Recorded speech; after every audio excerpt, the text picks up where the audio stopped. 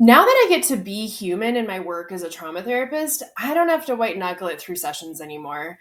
I know I'm affected by this work and I'm not ashamed. I get to honor my needs alongside those of my clients, and I get to share these gifts with our members in the Brave Trauma Therapist Collective. Getting to be human together means that we connect with our clients more deeply than ever before, all while lightening the weight of this work. Now, I know I did not always feel like this, okay? I too was indoctrinated into being a buttoned up cardigan wearing blank slate. And this bit me in the ass when I became the trauma psychologist at the Level 1 Trauma Center in New Orleans. That was the hardest job that I've ever loved.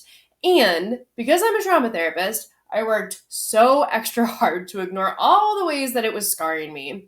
Every single day, I tried to be strong, to be unaffected, until my then boyfriend, now husband, once sent me his Google search results for how to help my burned out trauma therapist girlfriend. Oh my God, this sent me into a shame spiral. As I looked at all these links about vicarious trauma, secondary traumatic stress, these were things that I taught the nurses and doctors about at the trauma center. Everyone else could see what I thought I was hiding so well: my humanity. Thankfully, this was just one piece in my process of finally getting to be human in my work. I was then also able to hire an amazing LCSW to our team, who's still one of my greatest supports.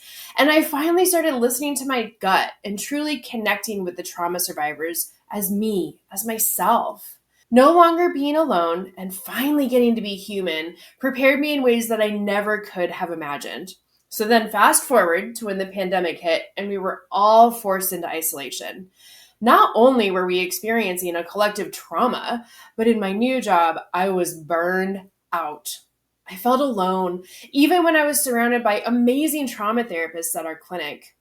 And yet, I was asked by another hospital to create support and services for our courageous frontline workers.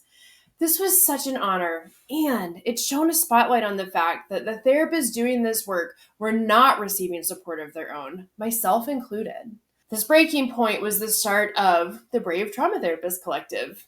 It came out of this deep need for trauma therapists to receive permission, to show up and just be human together.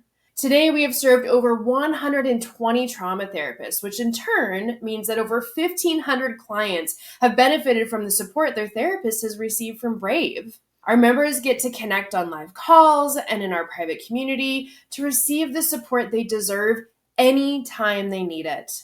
Brave has deepened my transformation that started years ago at the trauma center. Being human means I never again have to stuff down my feelings, hide my natural reactions to this work, or pretend that I'm not affected. Brave means I no longer do this work alone, that I always have the support of a community that sees me, hears me, and receives me.